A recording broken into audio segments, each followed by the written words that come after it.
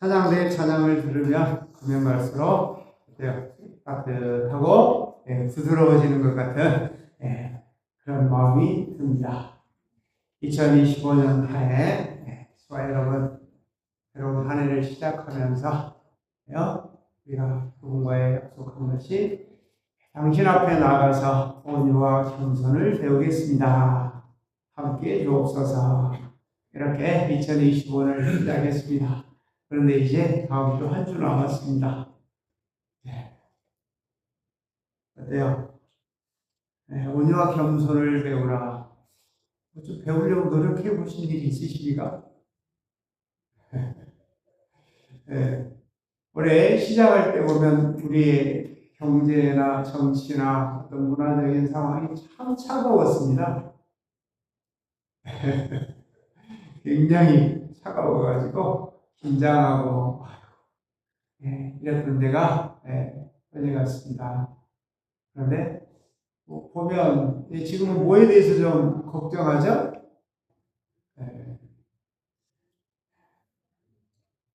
이게 어떻게 되어질 것인지 마음이 너무 차가웠었거든요.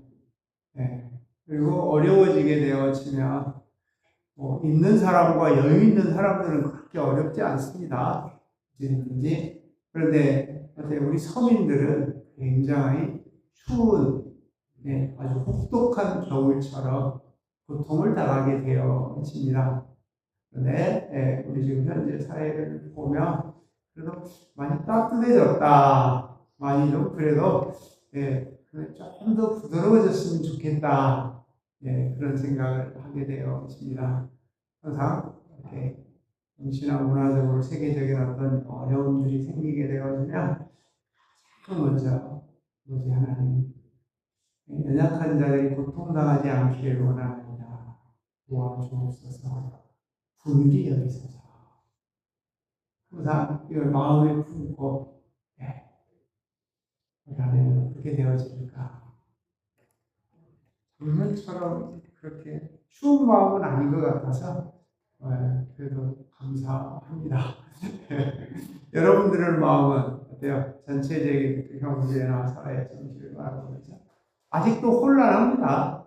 그럼에도 불구하고 그래도 따뜻한 온기가 조금씩은 생겨나는 것은 아닌가 이런 생각을 해보게 되었습니다.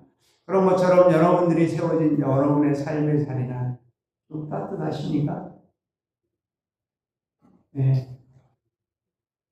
그리고 여러분들이 세워진 자리, 함께하는 사람들과의 소통과 어떤 관계성이 좀 부드럽습니까?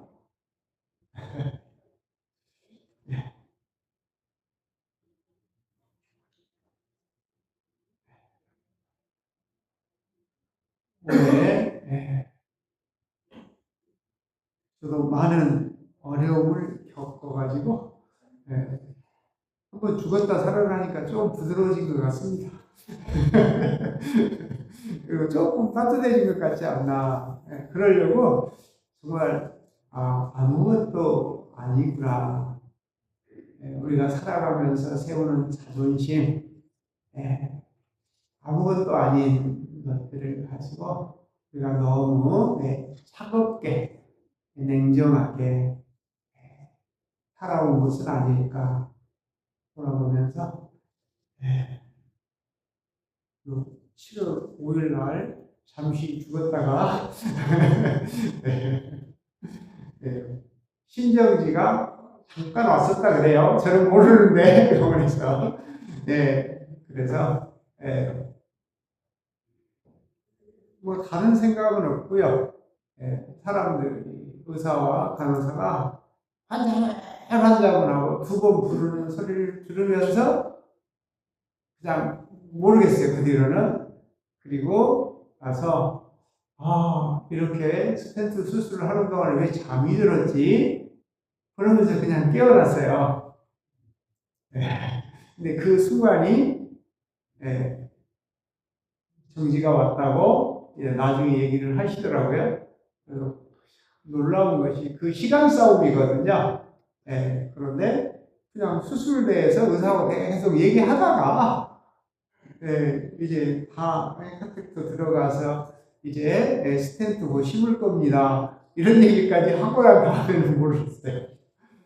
자, 그래서 그 뒤로 참 많은 것을 생각하면서 이제 남은 생에 더불어 주신 이 시간들을 어떻게 살아가야 될 것인가에 대한 고민을 참 지금도 많이 하고 있게 되었습니다. 자랑을 뭐 하려고 하는 것이 아니라 이렇게 한번 인생에 대해서 모든 것이 수습되어졌을 때 다시 한번 생각해 볼 수 있는, 그래서 당신이 가장 온유하고 겸손을 가르쳐 주신 가장 큰 교훈이 아닐까, 그런 생각을 계속 품고 있게 되어집니다. 사랑하는 교우 여러분, 살아오면서 내 삶의 자리는 정말 좀 따뜻하게 살아가고 계신지, 아니면 가장 가까운 사람들에게, 가장 가까운 사람들이 나에게 대해서 좀 부드러웠니? 라고 물어보면 좀 부드러우신가요? 부드러우신가요? 울지는 마시고 네. 살아오면서 좀 따뜻하신가요? 2025년 한 해를 뭐 이것저것 많은 것들을 생각하면서 뭐 친구들 보고 많은 노력을 했지만, 수고하고 무거운 짐진 자들아 다 내게 오라. 내가 너희를 쉬게. 나는 마음이 온유하고 겸손하니 내 멍에를 메고 내게 배우라. 가장 크게 가르쳐 주신 것이 아닐까. 온유와 겸손을 배우라. 그래서 올해 2025년 온유와 겸손에 대해서 꽤 배우겠습니다 했더니 진짜로 크게 가르쳐 주신 건 아닐까. 네. 그래서 사전적인 의미에서 보면 온유란 자기를 좀 낮추는 것이죠. 많이 낮추는 것입니다. 그리고 인간관계성 속에서 수용성, 주님을 닮는 것 대표적인 것이 뭐라 그랬죠? 수용성과 같이 상대에 대하여. 그래서 돌이켜본 것이 수용을 잘 하려고 이를 악물고 노력하다가 어느나 어떤 맥락에 딱 다가서게 되어지면 나도 모르게 차가워져 버리는, 냉정해져 버리는, 그리고 그 분위기를 차갑게 만들어 버리는 언어가 툭 하고 튀어나오는 그런 모습들이 있더라고요. 여러분에게는 어떤 환경과 어떤 대화와 어떤 맥락 안에서 내가 부드럽지 못하고 차가워지는지 한번 살펴보면 어떨까요?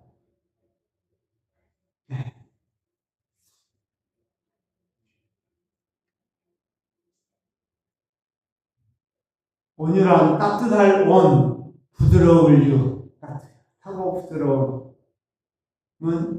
사람이 만들어서 낼 수는 없는 것이다. 왜요? 너희는 내게 와서 당신이 가르쳐 주지 않으면, 당신이 내게 계시해 주지 않으면 우리 스스로 따뜻해질 수 없는, 부드러워질 수 없는 인간이라는 사실, 인생이라는 사실 또한 한편으로는 정의하고 계시면서, 그래서 너희는 내게 와서 배워라.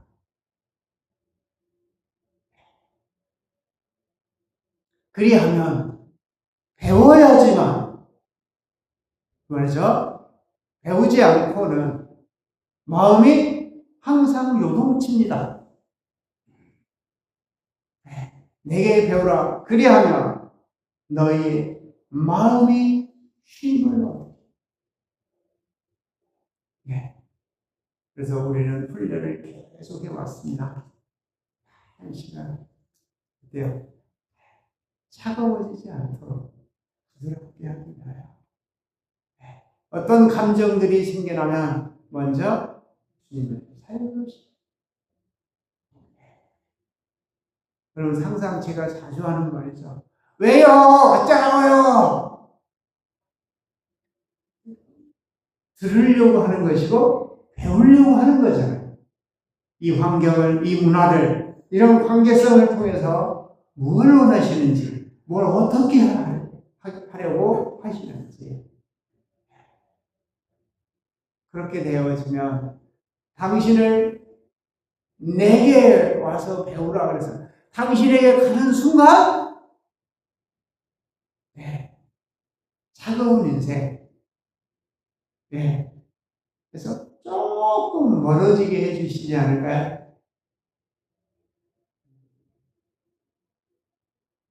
복 있는 사람은 악인에게 주지 않고 죄인에게 사지 않고 오직 여호와의 법을 주야로 묵상하는 자라. 그는 시내가의 심각과 시절을 쫓아가 하시는 것이며 그 묵상이 말이지 않은 것. 그 행사가 다 형통. 여기서 형통. 다른 어떤 우리가 살아가는 삶 안에서 인간관계가 따뜻함을, 포근함을 말하는 거 아닐까요? 2025년 거의 마지막. 정말 나는 내 인생에 어떨 때 나는 좀 따뜻할까? 어떤 모습 속에서 나는 정말 냉정하고 차가운 인생을 살아가고 있는 건 아닐까? 다시 한번 깊이 돌아보면서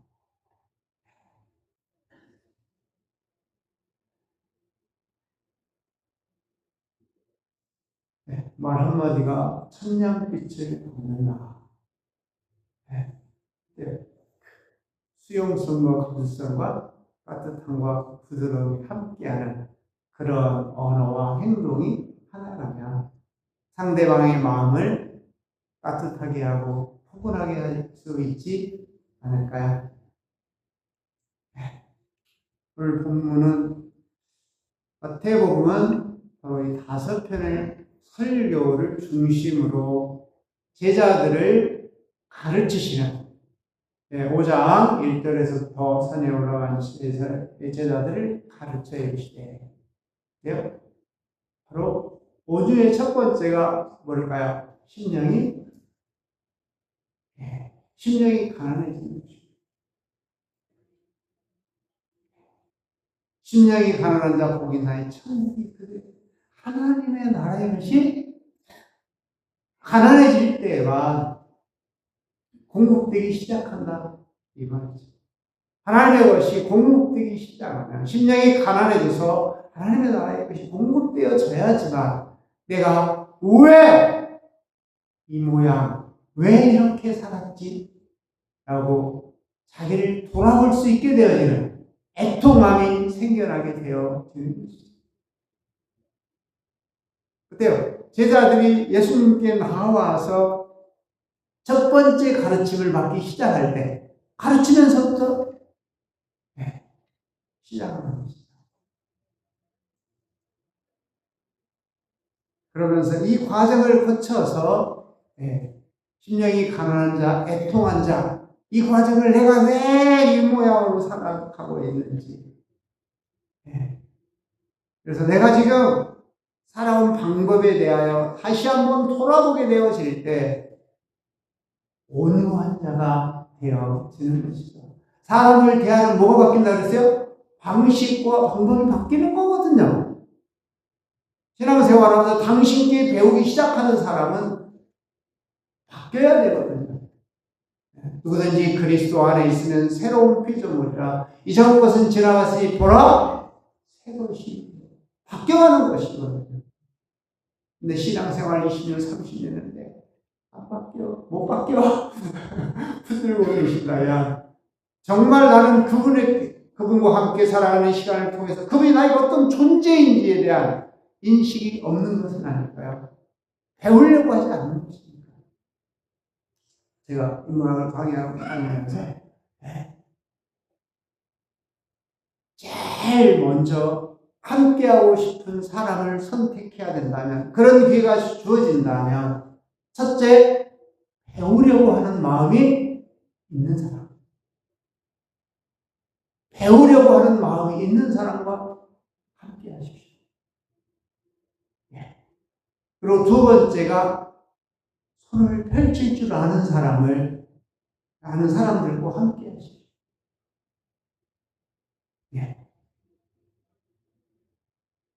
배우지 않으면 인생은 변하지 않는다고 생각합니다. 그리고 자기 거 안 하고 가온 사람이 어디 있겠습니까? 그러나 나눌 줄 아는 사람. 나눌 줄 아는 사람. 그리고 세 번째로, 항상 제가 어디 가고 꼭 언어가 함께 하고 싶은 사람들을 선택하는 최소한 이 세 가지. 나부터 배우려고 하는 자세. 이게 굉장히 중요하거든요. 그리고 나누려고 하는, 자기에게 있으면 퍼주고 나누려고 하는 그런 마음이 있는지 없는지. 그리고 항상 그 언어가 싸납지 않은 사람이라고 말하거든요.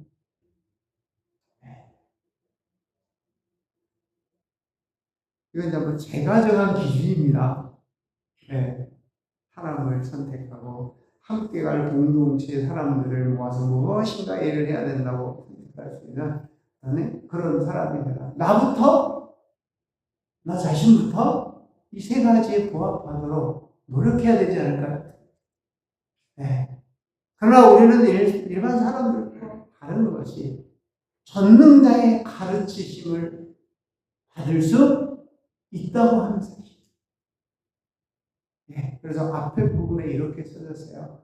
온유하고 겸손함을 배우러 나아갈 수 있는 사람은 아무나 되는 게 아니란 말이에요. 바로 2절에 보면 지혜롭고 슬기 있는 자들에게 숨기시고 어린 아이들에게 나타내심을 감사합니다. 뭐예요? 어린 아이, 배우려고 하는 마음입니다. 일단 마태복음은 5편의 설교로 되어 있는데 5장에서 7장까지가 산상설교라고 하죠. 행동 강령입니다. 모든 것의 기준입니다.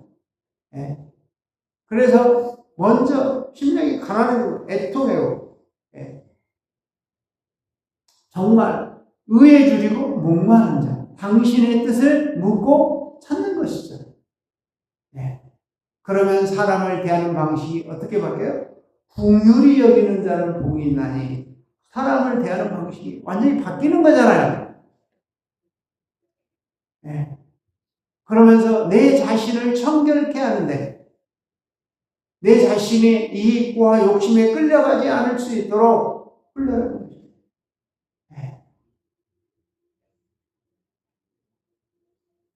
긍휼히 여기는 자, 마음이 청결한 자. 계속 그에게 묻고 이렇게 배우려 하다 보면 하나님을 알게 되지만 이런 과정들이 있다. 이 훈련하는 과정이 있거든요. 그러면서 버려야 될 것, 제일 먼저 우리가 구제에 대해서, 기도에 대해서, 영적인 훈련에 대해서 우리가 지금까지 가지고 있던 것들에서 완전히 뒤집어 버리시거든요. 너희를 사람들에게 보여주려고 하지 않는 거란 말이에요. 그래서 기도할 때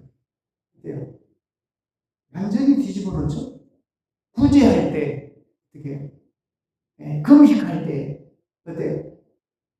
완전히 뒤집어. 지금까지 우리가 살아오면서 배우고 익혔던, 사람에게 배우고 익혔던 것과 그분에게 직접 배우는 것은 다르다는 거잖아요.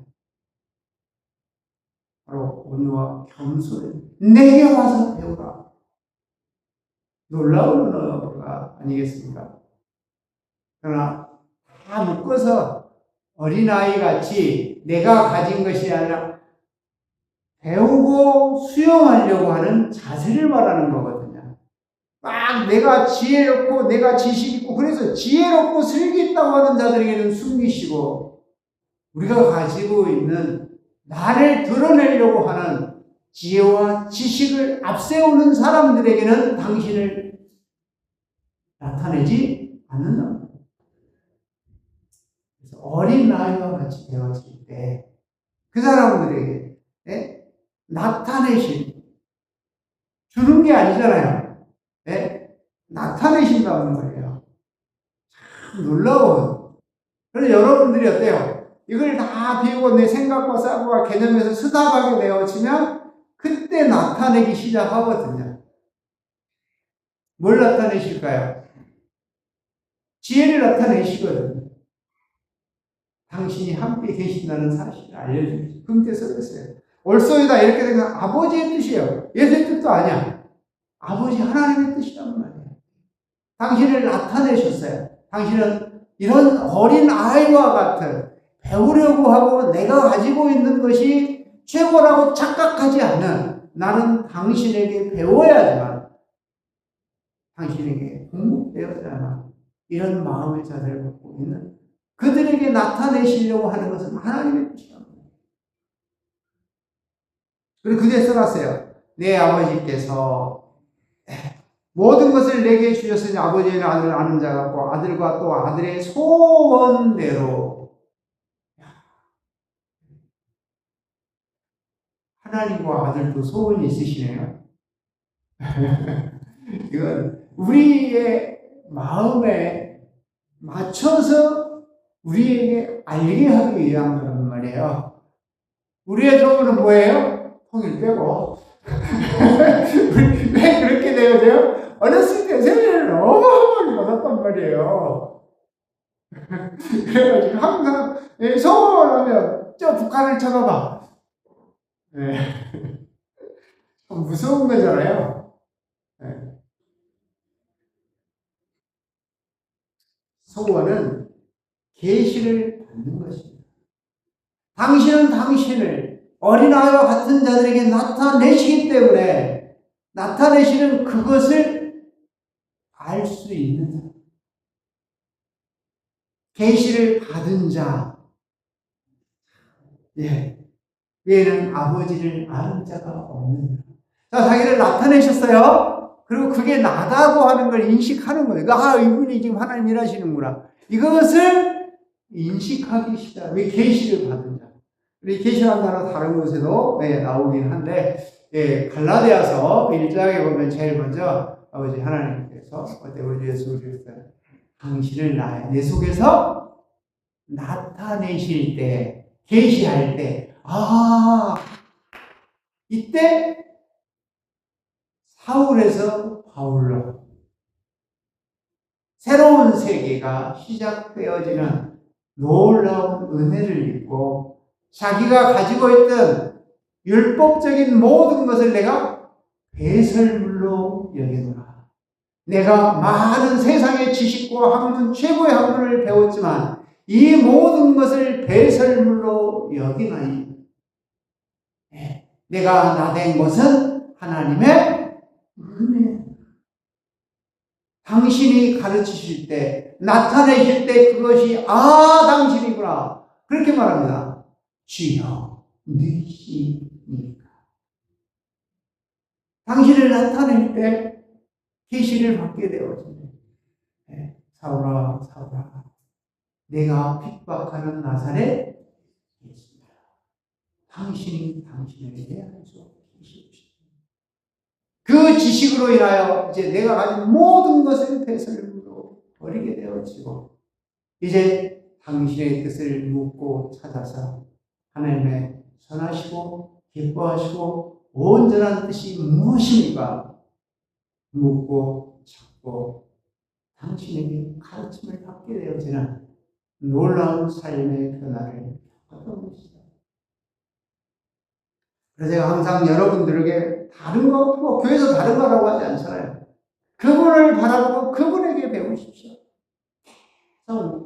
성경을 읽고 연구하면서 첫 번째 딱 성경을 들면서 말씀하옵소서 듣겠습니다. 항상 제가 먼저 해석을 하지 않아요.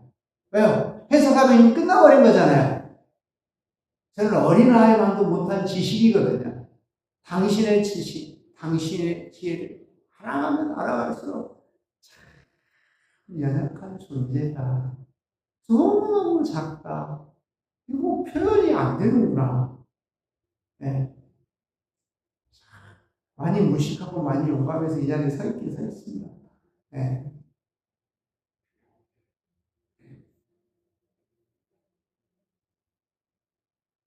계시를 받은 자라고 하는 것은 아버지의 뜻이 선하고 기뻐하시고 무엇인지 조금이라도 인식, 이해, 알았다는 거잖아요. 네. 그래서 이 일에 쓰여지기 위하여 내가 힘써 애써서 노력하는 거잖아요. 그래서 바로 그것을 그 일을 이루기 위하여 수고하고 무거운 짐을 졌구나. 근데 너무 연약하고 적기 때문에 일을 감당하기에 힘이 붙여요, 안 붙여요? 힘이 붙인다는 말이에요. 아내 역할 힘들어요, 안 들어요? 남편 역할 힘들어요, 힘 안 들어요? 근데 그때 이 자리가 누가 주신 것이다? 당신이 계시로 나에게 주신 거란 말이에요. 그래서 어때요? 아내를 보고 내가 잘했지 못했지가 아니라 그 자리를 주신 그분을 바라보면서 내가 일을 하다 보니까 힘이 들어요, 안 들어요? 네? 한마디 더 하고 싶고, 왜 나만 해야 되고, 이런 생각을 하고 싶어. 네. 그럴 때 힘이 들 때, 내가 기다리고 있을게. 수고하고 무거운 짐진 자들아, 다 내게 오라. 놀라운 은혜가 아닐까요? 마음에 안식처가 있다는 것. 내가 연약한 존재예요. 온유함의 첫 번째는 바로 내가 온전한 존재가 아니라는 사실. 2, 3년 전에 내가 틀릴 수도 있다. 네. 네. 네.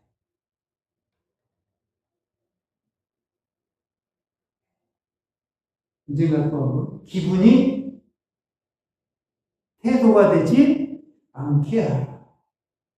우리는 기분이 바뀌면 그게 그대로 표현돼 버린다고 말이야.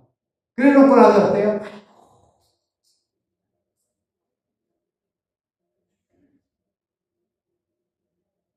이렇게 그분이 본질적으로 하시고 싶은 말씀. 사실 제자들에게 첫 번째 틀을 말씀하시고 두 번째 제자들을 불러서 이제 삶의 자리에 가서 우리가 이렇게 쓰여질 때 입장에 보면 어때요? 굉장하게 쉽지 않은 얘기를 하세요. 우리가 당신의 뜻을 살아가는 것은 어때요? 너희를 보내면 양을 이리떼 가운데 보내는 것 같다. 10장에 보면 제자를 파송하면서 권능을 주시면서 앞으로 내가 떠난 다음에 너희가 일을 해야 될 텐데 바로 이런 그리고 총독들과 권세에 있는 자들이 너희를 핍박하고 너희를 감옥에 가둘 것이다. 그래서 내 이름으로 말미암아 사람들에게 미움을 받을 것이나 끝까지 견디는 자는 구원이다. 가서 당신이 내게 맡겨주신 일들을 감당할 때 수고하고 무거운 짐을 질 때 쉽지는 않을 것이다. 그럴 때마다 낙심하거나 좌절하거나 실망하지 말고 내게로 오라. 이런 말씀이 아닐까요?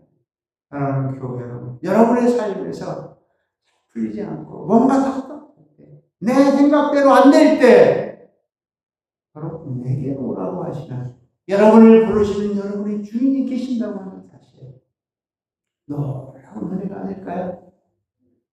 우리는 그래도 일주일에 한 번 예배를 드리며 당신 품에 안길 수 있고, 또한 어때요? 당신이 함께 계신 것을 계시를 우리가 받아서, 계시를 받은 자 외에는 하나님을 아는 자가 없기 때문에 내가 계시를 받아 당신과 함께 계신다는 사실을 알고, 내가 힘겨울 때 내 감정들이 부족할 때 지혜가 부족하고 지식이 부족하고 말씀하옵소서. 이게 가장 큰 온유와 겸손이 아닐까요? 여러분의 삶에서 행동과 언어가 부드러운지 그분에게 이제 배웠습니다. 우리의 삶의 언어와 행동은 항상 부드럽고 따뜻하기를 원하십니까? 그래서 너희는 내게 오세요. 나는 온유하고 겸손하니 내 머리를 들고 너희는 내게 오세요. 그럼 마음속에 있는 모든 것들이 따뜻해지느니라. 이렇게 말씀하고 계시지 않을까요? 그리고 나서 선하시고 기뻐하시고 온전한 뜻이 무엇인지 알았잖아요. 그래서 뭐라는 거예요? 당신이 하실 일을 위탁받았으니 내가 그 멍에를 메고 그 짐을 지고 하지만 당신이 힘을 주셔서 팍팍 밀어주시기 때문에 어때요? 쉽고 가부 혼자 하려고 하면 어렵습니다. 여기 살 때까지는 낙감하고 싶다고 합니다. 이 말씀들이 그래서 이렇게 머릿속에 넣고 꿈에서도 말씀이 이렇게 떠오릅니다. 뭐 때문에 이렇게 말씀해요? 왜요? 부족하잖아요. 정말 전능자의 언어라서 이런 말씀인 것 같아. 또 일주일 내내 받아보면 그게 더 가면서 이런 의미가 있으시다. 그래서 거기서 끝나지 않아요. 당신의 말씀은 내 삶과 당신과의 관계성 안에 ing 당신하고 가까워졌다라고 느끼면 더 다른 언어가 들린다는 사실 기억하시면서 지금 우리가 느끼고 우리가 살아가는 언어와 행동들이 다가 아니라 더 변화될 수 있고 더 진보되고 더 따뜻하고 더 부드럽게 하시기 위하여 내가 힘드니 내게로 오라. 내가 가르쳐줄게. 그러면 너의 마음에 평화가 임하리라. 유연함과 온유함이 여러분을 이끌어 말씀하고 계신 것은 아닐까요?